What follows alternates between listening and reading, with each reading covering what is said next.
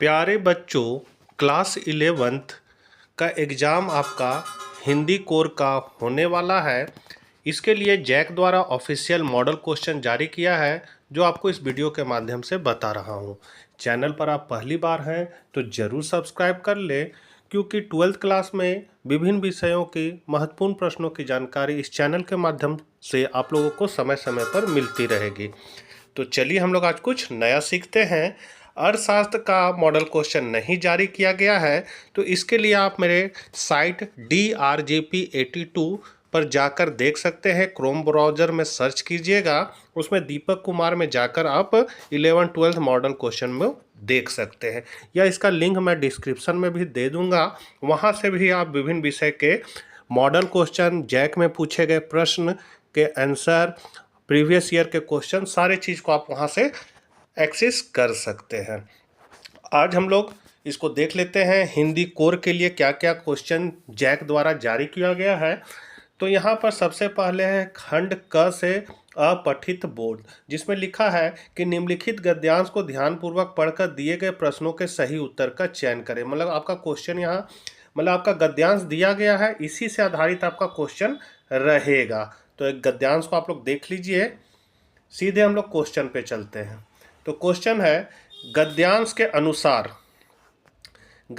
अनुसार जीवन कौशल में कौन सा गुण शामिल नहीं है। तो यहाँ नहीं है, तो इसका आंसर हो जाएगा आपका धन संचय नहीं है शामिल। आगे हम लोग बढ़ते हैं। समय प्रबंध का लाभ क्या है। समय प्रबंध का जो लाभ है वो क्या है, तो वो आपका हो जाएगा कार्य समय पर पूरा करना। ये हो जाएगा समय प्रबंध का लाभ। आगे बढ़ते हैं।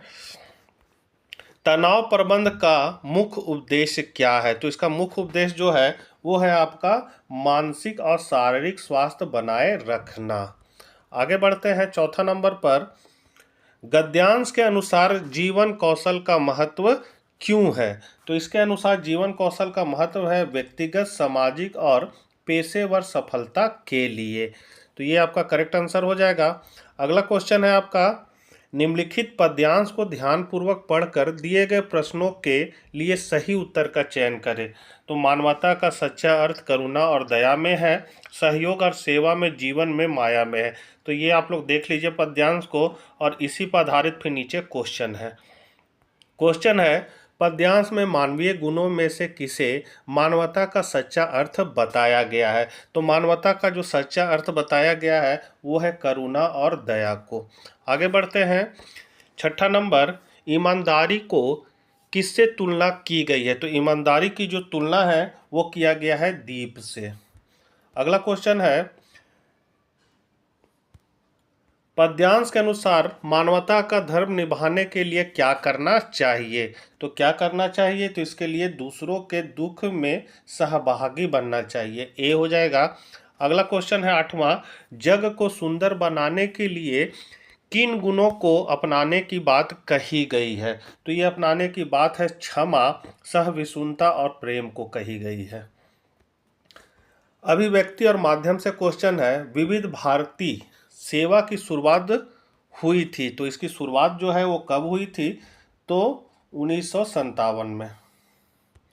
अगला क्वेश्चन है, टेलीविजन जनसंचार का कौन सा माध्यम है।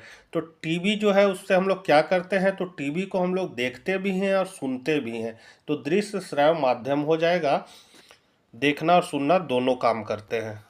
निम्नलिखित में से सोशल मीडिया का उदाहरण क्या है। सोशल मीडिया का जो उदाहरण है वो क्या है, तो आपका सोशल मीडिया टेलीग्राम भी है, फेसबुक भी है और इंस्टाग्राम, तीनों है, इसलिए डी हो जाएगा ये सभी। भारतीय सिनेमा का पितामह किसे कहा जाता है। तो भारतीय सिनेमा का पितामह जो है वो आपका कहा जाता है दादा साहेब फाल्के।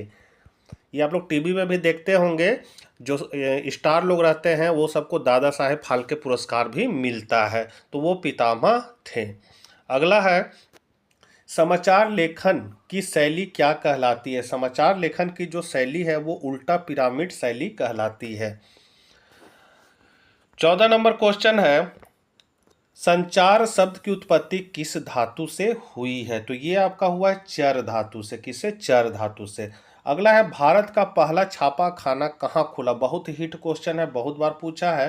तो ये आपका गोवा में खुला था। आगे बढ़ते हैं। फीडबैक के अनुसार संदेश में सुधार कौन करता है। तो फीडबैक के अनुसार संदेश में जो सुधार करता है वो है संचारक। 17 है आपका, जब हम किसी को इशारे से या संकेत से बुलाते हैं तो इस प्रकार का संचार कहलाएगा। तो ये आपका कहलाएगा सांकेतिक संचार।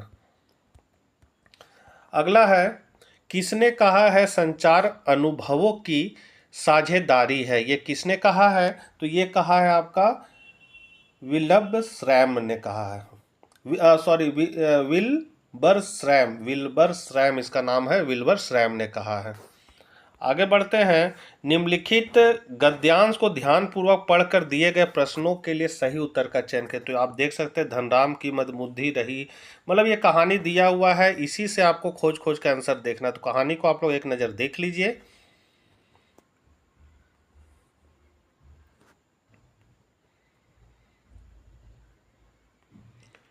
इसको आप लोग कॉपी में नोट कर लीजिएगा तो अच्छा रहेगा, और ध्यान से आप इसको देख देख के फिर क्वेश्चन खोज के आप लोग आंसर कीजिएगा, ताकि आपको क्वेश्चन ढूंढने में दिक्कत ना हो, आपको समझ में आए कि क्वेश्चन कैसे ढूंढा जाता है। मान लीजिए जैसे ये क्वेश्चन दिया है, प्रस्तुत गद्यांश किस पाठ से लिया गया है। तो ये जो गद्यांश को लिया गया है वो आपको किताब से ही लिया गया। आप किताब का कौन पाठ से लिया गया है वो आपको जानना होगा। तो ये आप कैसे जान पाएंगे। तो किताब को बढ़िया से जब पढ़े होंगे तभी जान पाएंगे। ये गलता लोहा से लिया गया। आप गलता लोहा चैप्टर निकाल के इसको मिला के देखिए, उसमें होगा ये। आगे बढ़ते हैं। धनराम को 13 का पहाड़ा क्यों याद नहीं हो पाया। तो उनको 13 का पहाड़ा क्यों नहीं याद हो पाया, क्योंकि धनराम जो है वो मंद बुद्धि था या डर के कारण। 21 नंबर है आपका, गद्यांश में विद्या का ताप से क्या तात्पर्य है। तो विद्या का ताप से तात्पर्य जो है वो है आपका शिक्षा का महत्व, पढ़ाई की कठिनाई, ज्ञान प्राप्त करने का प्रयास, विद्या की परीक्षा। तो आपका करेक्ट आंसर जो है वो हो जाएगा सी, ज्ञान प्राप्त करने का प्रयास। अगला क्वेश्चन है, गंगाराम के निधन के बाद धनराम ने क्या किया। तो धनराम ने क्या किया, तो उसने पिता की विरासत संभाल ली। आगे क्वेश्चन बढ़ते हैं। निम्नलिखित प्रश्नों के सही विकल्प का चयन कीजिए। तो 23 नंबर क्वेश्चन आपका किताब से ही है। नमक विभाग में किसे दरोगा की नौकरी मिली। तो इसमें नौकरी जो मिला था वो वंशीधर को मिला था, बी हो जाएगा। फिर है, लेखिका मियां नसरुद्दीन के पास किस हैसियत से गई थी। तो उसके पास गई थी पत्रकार की हैसियत से। आगे बढ़ते हम लोग। अप्पू की माँ का क्या नाम था। तो अप्पू की जो माँ थी उसका क्या नाम था। तो उसकी माँ का नाम था सर्वजया। अगला है, विदाई संभाषण पाठ के लेखक का क्या नाम है। तो उनके लेखक का नाम है बाल मुकुंद गुप्त। अगला क्वेश्चन है आपका, अमित को मैथ्स में कुल कितने नंबर मिले थे। तो अमित को जो मैथ में है वो कितने नंबर मिले थे। तो 72 नंबर मिले थे। कितने, 72। फिर है, जामुन के पेड़ को सेक्रेटरिएट के लॉन में किसने लगाया था। तो लॉन में जो लगाया था वो था पिटोनिया के प्रधानमंत्री। अगला क्वेश्चन है आपका, लता मंगेशकर के गाने की विशेषता क्या है। तो उनकी गाने की विशेषता जो है वो है नादमय उच्चारण।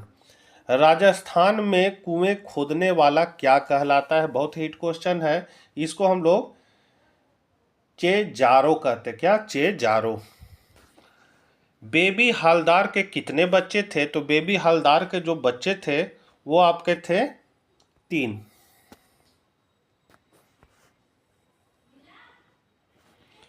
फिर है, पद्यांश को ध्यानपूर्वक पढ़कर आपको सही उत्तर चुनना है। तो इस पद्यांश को देख लिए, मेरे तो गिरधर गोपाल, ये किससे लिया गया है, किसको संबोधित किया है। तो ये आपकी किताब से ही क्वेश्चन है। तो पद्यांश में गिरधर गोपाल से किसे संबोधित किया गया है। तो ये गिरधर गोपाल से आप किसको संबोधित करेंगे। तो यहाँ पर हो जाएगा आपका भगवान कृष्ण।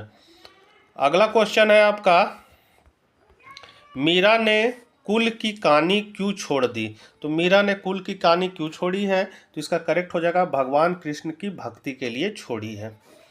फिर है, संतन डिग बैठी बेठी लोक लाज कोई का अर्थ क्या है? तो इसका अर्थ है आपका, संतों की संगति में रहकर मीरा ने समाज की परवाह नहीं की। आगे बढ़ते हैं 35 नंबर में, मीरा ने किसके जल से प्रेम बेली बोई? तो मीरा ने जो प्रेम बेली बोई थी वो थी अश्वन मने आंसुओं के जल से। निम्नलिखित प्रश्नों के सही विकल्प का चयन करना है। कबीरदास कौन सी काव्य धारा के कवि थे? तो ये थे आपका ज्ञान मार्गी काव्य धारा। फिर किस आंदोलन में भाग लेने के कारण भवानी प्रसाद मिश्र को जेल जाना पड़ा? तो उनको जेल जाना पड़ा था भारत छोड़ो आंदोलन में भाग लेने के कारण। आगे है, हारे गाढ़े काम सरेगा में हारे गाढ़े का क्या अर्थ है? तो इसका जो अर्थ है वो है कठिनाई में। अगला क्वेश्चन है, सबसे खतरनाक कविता के कवि कौन है? तो सारा जितना भी आपका कविता उसका लेखक का नाम जरूर याद कर लीजिएगा, इससे आपका क्वेश्चन रहेगा। तो सबसे खतरनाक कविता के कवि कौन है? तो ये कवि हैं आपके पास। और लास्ट क्वेश्चन है, नगाड़े की तरह बजते शब्द किसकी रचना है? तो ये रचना है दुष्यंत कुमार की। तो ये 40 जैक द्वारा ऑफिशियल जारी किया गया मॉडल क्वेश्चन है, जिसका आंसर मैंने आप लोगों को बताया है। कॉपी में नोट करके याद कर लीजिएगा, आपके लिए परीक्षा उपयोगी प्रश्नोत्तर है। तो मिलते हैं नेक्स्ट वीडियो के साथ, तब तक आज्ञा दीजिए। जय हिंद, जय भारत।